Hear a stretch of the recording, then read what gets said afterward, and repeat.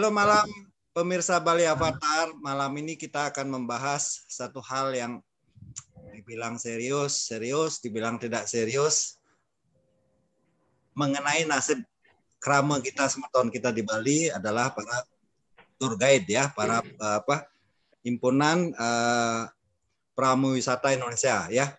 Nah ini dari sekitar 6.000 ya Pak Nyoman ya, 6.000 anggotanya di Bali yang kita dengar ini dianggap sebagai profesional sehingga nggak berhak atas bantuan tunjangan semacam BLT yang diberikan pemerintah untuk dunia pariwisata di Bali. Nah, agar lebih menarik saya perkenalkan dulu, saya Avatar Yoda ya bersama Avatar Den, Dr. Radendra ya. Tamu kita kali ini ada 2 orang rencananya sudah hadir, Pak Nyoman Wirate ya. Halo, Man, apa kabar? Ya, nanti nyusul mungkin Bapak Manik ya, beli Manik ya, mudah-mudahan nanti lancar. Jadi tema hari ini kita akan membahas soal berita di CNBC 2-3 hari yang lalu, maaf pintu wisata asing ke Bali masih tertutup sampai 2021. Ya, jadi yang rencana dibuka di awal Desember, dipending lagi menjadi ke 2021. Itu pun kalau kita melihat faktanya beberapa negara seperti Australia dan negara lain di Eropa ya, Inggris juga pandeminya mulai diperketat, malah ada beberapa yang melakukan lockdown kembali. Nah, untuk membahas ini kita akan ngobrol ya. Jadi bagaimana nasib para tour guide ya, pramu wisata Indonesia. Jadi sebelum saya mulai mungkin Avatar Den ada sedikit stressing barangkali karena Avatar Den kan punya kampus yang membahas juga dunia pariwisata. Silakan. Oke, baik. Terima kasih Avatar Yoda. Selamat malam juga Pak Manwirate. Salam kenal Pak ya. Kita ngobrol-ngobrol santai nih soal tourism. Oke, baik. Jadi menurut saya tidak banyak karena pengantarnya sudah tadi disampaikan oleh Avatar Yoda. Jadi intinya kan memang kita Bali ini sekarang sedang terpuruk ya. Karena kita sangat bergantung kepada tourism. Motor ekonomi utama kita adalah pariwisata. Jadi sekarang hari ini kita ingin mengajak Pak Nyoman Wirate untuk bisa bercerita secara langsung keadaan di lapangan. Kalau kami di akademisi kan kami katakanlah secara teori saja ya, lebih banyak teori. Sedangkan untuk kondisi di lapangan mungkin Pak Wirate yang mungkin bisa lebih banyak bercerita. Dan kita itu bisa menjadi informasi penting juga bagi semua pemirsa Bali Avatar ya. Oke, gitu aja dulu. Nanti kita bisa ngobrol lebih banyak. Kita ingin dengar Pak Nyoman Wirate dulu nih, kita info-info yang Pak Nyoman, silakan. Yang bagaimana nih secara global umum sebagai yang langsung bergerak di lapangan itu, seperti itu yang mau saya ceritakan. Apa profil latar belakang seperti apa gitu. Jadi secara umum, pada umumnya guide-guide yang ada di Bali yang berjumlah kurang lebih 6.000 orang, itu saya boleh katakan hampir 90% itu sistemnya freelance. Jadi hanya tertentu untuk bahasa-bahasa yang langka, seperti periode tahun 90-an, waktu booming turis dari Rusia, itu memang kewalahan pihak HPI untuk mengcover, mendampingi tamu-tamu yang datang dari Rusia. Nah itu pada umumnya pihak travel agent memberikan atensi khusus dengan mengikat guide-guide yang bisa menguasai bahasa Rusia. Nah sekarang ini hampir semua kemampuan dari teman-teman menguasai bahasa Rusia, jadi kembali ke sistem yang lama, pada umumnya semua sifatnya freelance. Jadi kasarnya seperti buruh. Jadi ada order, kita kerja, selesai, putus. Kemudian kita kumpulkan guide fee-nya ya tiap bulan. Nah itulah penghasilan kita, seperti itu. Secara umum dulu. Nah, mungkin yang lainnya bisa tanyakan, bisa cerita secara apa yang saya alami di lapangan. Seperti itu. Oke Pak Nyoman. Ini saya mau nanya ya. Ini kan Pak Helmi Yahya pernah jadi pengurus HPI juga ya. Terus penggantinya kalau nggak salah orang Pontianak yang sekarang itu. Saya lihat programnya, katanya ada program pembelajaran sementara apa biar ada smart up gitu untuk kawan-kawan tour guide ini. Apakah ada kegiatan seperti itu atau barangkali baru rencana? Realisasinya ada nggak di lapangan? Selama pandemi ini? Ya, selama pandemi. Yang informasi yang saya dapatkan ada sifatnya jadi satu kesatuan dalam sifat dari pemerintah prakerja itu. Jadi mendapatkan modul lewat internet, kemudian kita mendapat fee, tapi karena prosesnya sangat nyelimut dan verifikasinya sangat sulit bagi saya nggak menerima sistemnya seperti itu.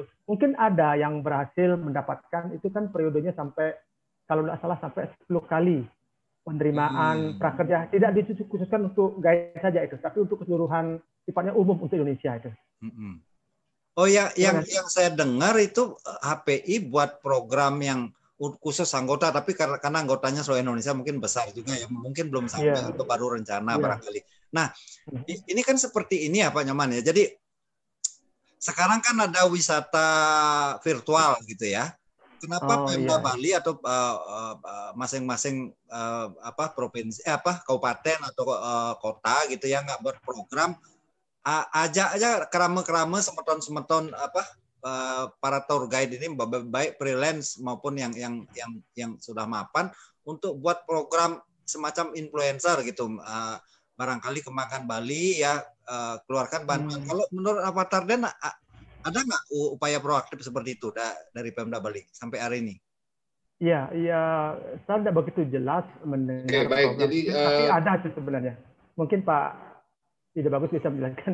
Kayaknya ada itu program itu, ada influencer, kemudian itu di seleksi kalau salah. Ya, silakan Pak. Oke.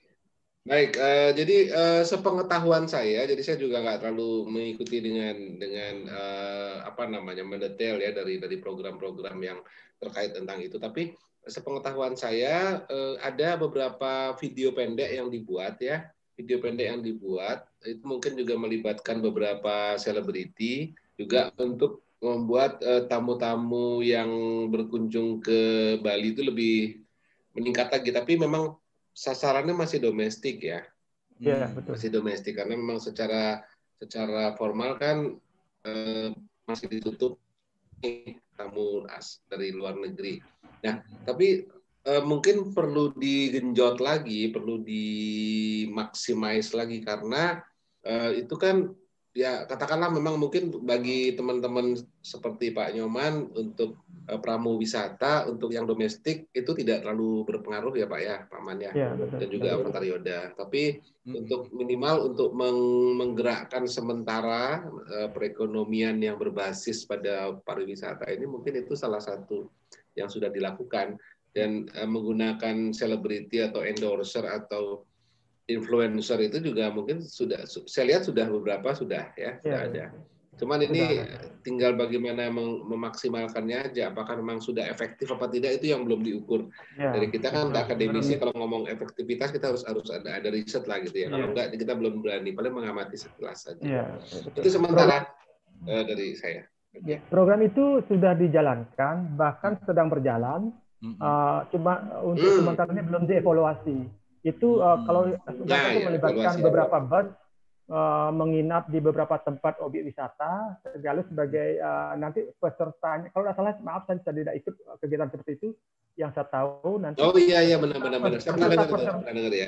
Peserta itu nanti diberikan tanggung jawab untuk memberikan, untuk mengumumkan bagi yang mempunyai IG atau yang mempunyai akun apapun untuk memberikan wawasan kepada dunia bahwa Bali sudah cukup aman untuk bisa dikunjungi. Sebenarnya itu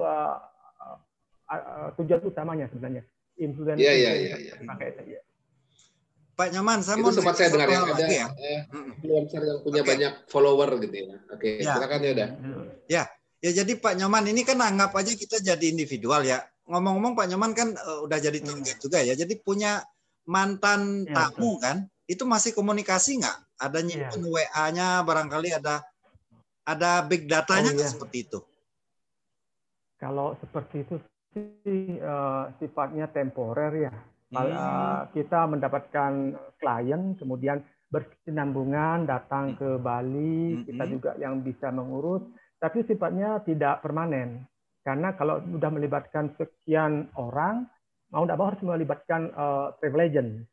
Seperti itu. Jadi kalau sifatnya private individu ya masih kontak-kontak dengan customer-customer yang terdahulu yang mungkin lagi sebagai repeater datang ke Bali untuk mengulang perjalanan seperti bisa dengan keluarganya, masih banyak yang dilakukan oleh teman-teman guide di lapangan seperti itu.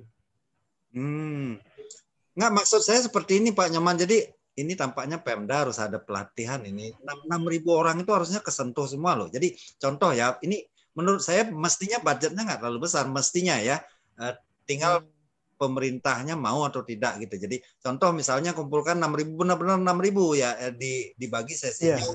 Buat standarisasi medsos misalnya Facebook atau misalnya Instagram. Jadi masing-masing kan ada teman itu, pertemanan diperbanyak. Ini di luar yang dilakukan oleh Kementerian Pariwisata barangkali seperti itu ya. Jadi masing-masing buat. Yang saya lihat di Bali itu Pak Nyoman, jadi driver justru yang aktif benar loh. Driver itu aduh, saya harus nge-like driver itu banyak banget. Saya belum pernah nge-like apa karena saya belum clickbait ya. Prawisata kayak guide itu nggak ada. Mungkin karena teman-teman itu berhubungan ke orang asing, jadi ke Indonesia. Jadi maksud saya hal-hal seperti ini mesti dimulai. Kalau model seperti itu Pak Nyoman udah pernah coba lakukan nggak? Contoh di medsosnya sendiri. Iya, betul sekali. Jadi kadang-kadang guide itu merangkap sebagai driver. Jadi di antara driver yang mungkin ikut program Avatar ini juga mereka sebenarnya guide juga. Jadi karena sifatnya mereka freelance, jadi mereka mengambil pekerjaan seperti itu. Jadi katakanlah seperti saya nih, contoh di lapangan.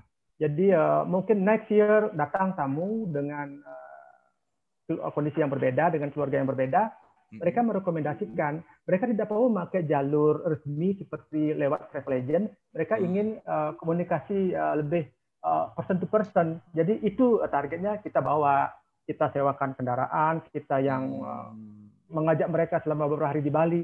Seperti itu. Sebenarnya guide itu otomatis menjadi driver juga. Mereka mempunyai pekerjaan double sebenarnya itu. Kalau yang benar-benar murni driver mungkin tidak punya kemampuan seperti itu. Seperti betul. Benar. Jadi dia memang agak gini ya, rendah komunikasinya dan mengenal dunia internet itu.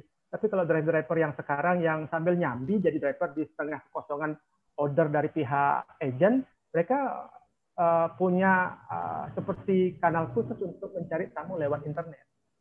Seperti itu. Itu yang banyak dilakukan oleh teman-teman. Iya.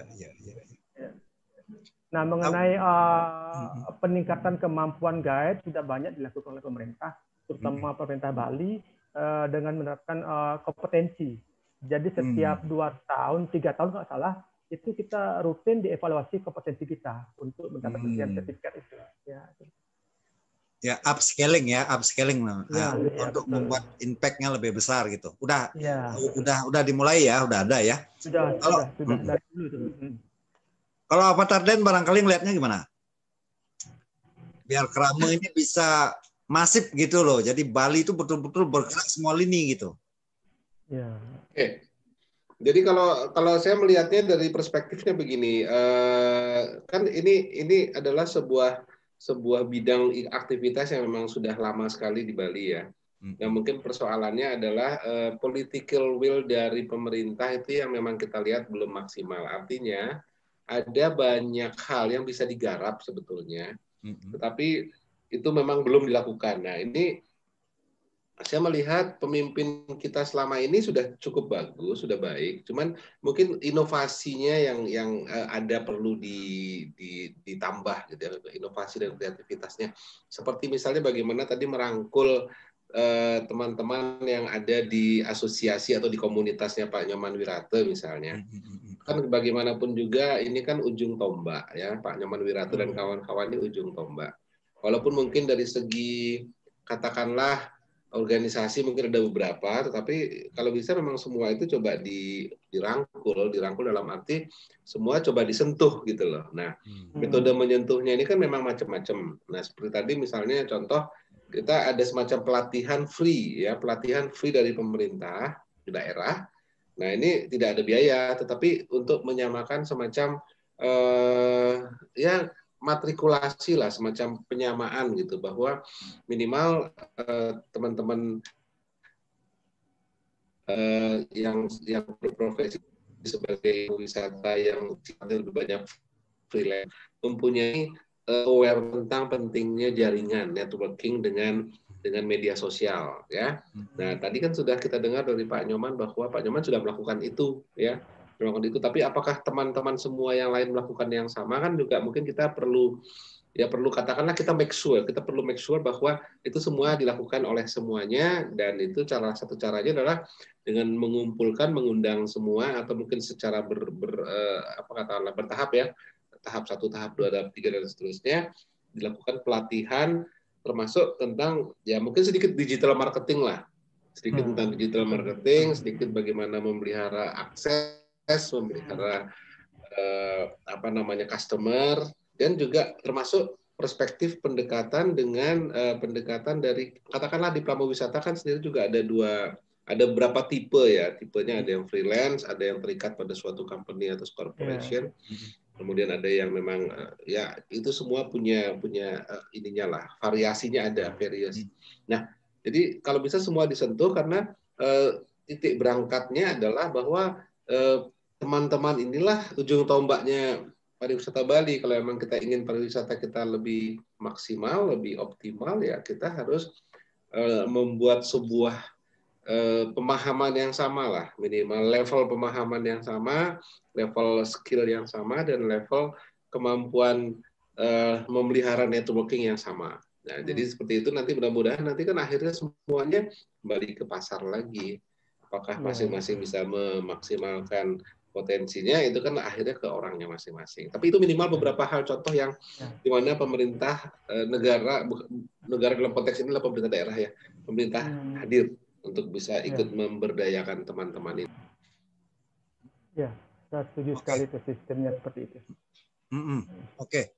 Terus kalau di komunitas aktif nggak Pak Nyoman? Jadi contoh misalnya ya, di komunitas itu ada asosiasinya 6.000 itu masuk, atau sebagian aja yang aktif di komunitas, barangkali ada grup WA, grup Facebook atau apa? Ada? Iya, ada di grup WA ada. Jadi mereka punya komunitas, cuma tidak semua aktif, kan tidak semua punya hobi yang sama, berkomunikasi, bersenda gurau di WA, ya bersosial lah. Tidak semua, karena sebagian kecil mungkin kurang lebih 30-40% guide ini pekerjaan nyambi. Awalnya mereka guide, kemudian mereka sudah mapan di usaha mandiri, tetapi mereka masih menjadi guide karena hobi biasanya, seperti menghandle tamu-tamu khusus, datang seperti utusan-utusan atau program MICE, meeting incentive, itu kan memerlukan banyak guide, jadi mereka bisa dipanggil suatu waktu, sifatnya kan temporer seperti itu. Jadi sekarang ini yang perlu saya tekankan, minta bantuan lah kepada pihak yang terkait mengenai proteksi guide ini. Ini penting sekali, bagaimana guide menjadi pekerjaan resmi yang bisa memproteksi secara umum, bagaimana pemerintah membantu dalam hal fee. Nah, itu kan masalah yang sangat sensitif, yang sering menjadi permasalahan mengenai standarisasi upah. Itu sekarang, standar ini seperti apa? Karena kan sifat pekerjaan ini kan sifatnya tidak tiap hari bekerja. Jadi ini sering dibicarakan, tetapi realisasinya pertemuan antara pemerintah dengan travel agent, dengan guide sering tidak nyambung mengenai kesepakatan upah. Memang kadang-kadang kalau ada kegiatan yang disponsori oleh pemerintah, dalam hal ini ada pertemuan seperti tingkat menteri, memang guide fee-nya bagus itu, karena kan pemerintah langsung mensupport, mendanai. Kalau ada kegiatan yang langsung di bawah agent, itu biasanya guide fee-nya tidak begitu bagus. Nah, itu kendala yang pertama.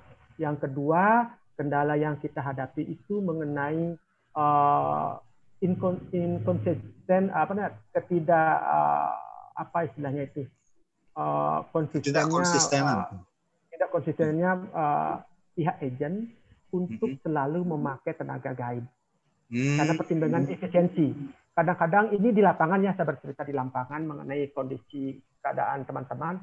Kadang-kadang dalam suatu agent karena menjual paket di luar negeri sangat kompetitif harganya, jadi ada pos-pos yang dikurangi.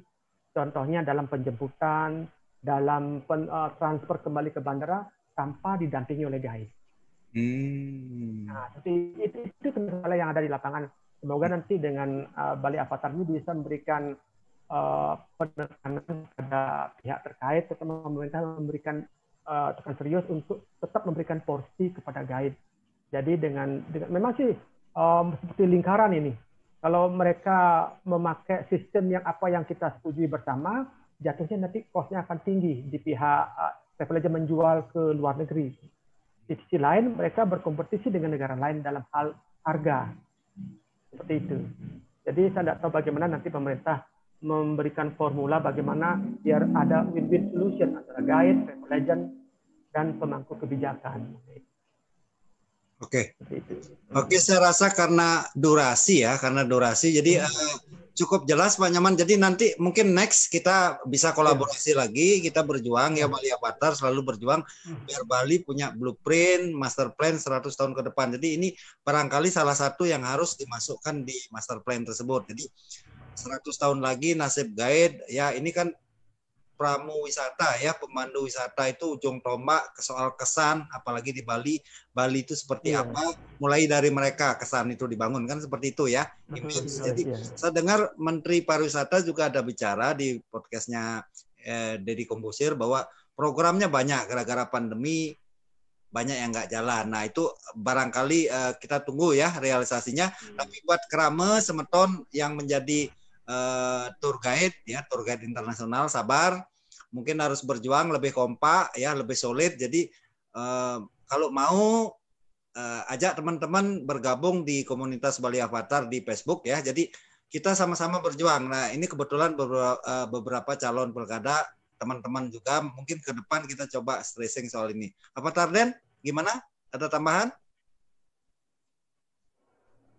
Oke, baik, cukup. Jadi saya pikir ini sudah cukup menarik sebagai awal ya. Jadi dari informasi awal dari Pak Nyoman tadi, itu menunjukkan sedikit wajah realita dan di lapangan ya, bahwa teman-teman pramu wisata sebagai ujung tombak ini pada saat ini sedang mengalami kondisi yang tidak terlalu enak lah, tidak terlalu menguntungkan ya. Memang ini semua faktornya pandemi kan sesuatu yang memang satu dia force majeure, kedua tidak pernah ada yang bisa mengharapkan atau menduga expecting ini.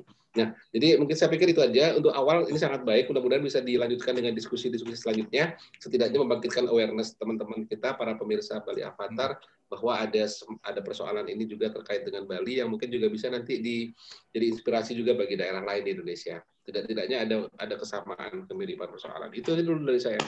Oke. Terima kasih Pak Nyoman. Jadi kita juga ada beberapa teman dari pengusaha hotel ya, resto dan seterusnya. Berapa kali kita undang, seperti mereka berkesan malas untuk hadir karena mungkin seperti pemerintah nggak hadir dalam kondisi seperti ini ya.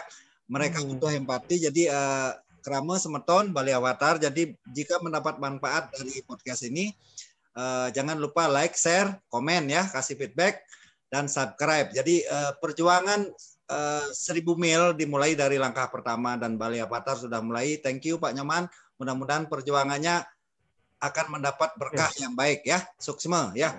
Demikian pemirsa Bali Avatar, Suksma, terima kasih atas perhatiannya. Terima kasih. Swastiastu.